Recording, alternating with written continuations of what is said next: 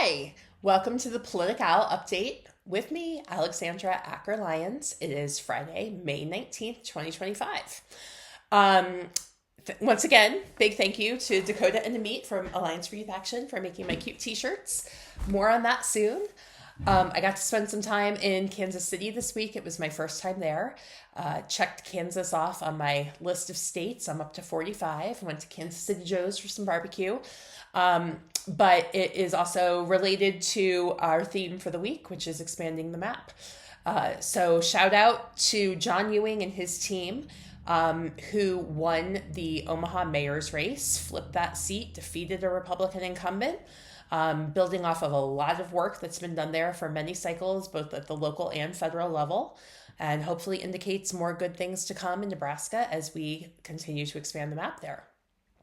In more Expand the Map news, Rob Sand, an old friend of mine from John Kerry's presidential campaign in 2004, announced his bid for governor of Iowa this week. He is the current state auditor and is from rural Iowa, knows how to walk the walk, talk the talk.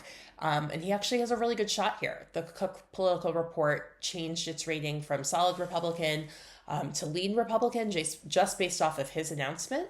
There's also a competitive Republican primary there, so continue to keep an eye on Iowa. In other gubernatorial news, Ross Baraka was arrested this week after protesting at an ICE detention center with several members of Congress and other political leaders. I think we are starting to see his polling and fundraising take up after that very high-profile incident. I'm proud of politicians who keep drawing attention to these important issues. I am still very much with Mikey Sherrill in that race because I think she would be the best general election candidate and also be the best governor for New Jersey. In other Senate news, we did see Joe Tate, the former speaker, announced for the open Michigan Senate seat, making this a four-way Democratic primary. That primary isn't until August of next year, so do not wait to support a candidate or candidates there. I am supporting Mallory McMorrow because I think she has the kind of leadership that we need in this moment. But all four candidates have great qualities, so we cannot be sitting out primaries. We have to get involved, and it's okay to give to or volunteer for more than one. Nate Silver also had a really good piece in his Substack this week about expanding the Senate map. Basically saying if we recruit the right candidates and the political environment is favorable, there's about a 33% chance that we could take the Senate this cycle, which I'll take those odds. That is certainly higher than many people would say. At the beginning of the cycle, we kept hearing a lot of naysayers saying, oh, we're never going to take the Senate.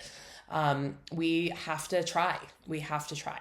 And a lot of these states are smaller and cheaper. Not all. Certainly a Texas or a Florida or North Carolina are hard and expensive.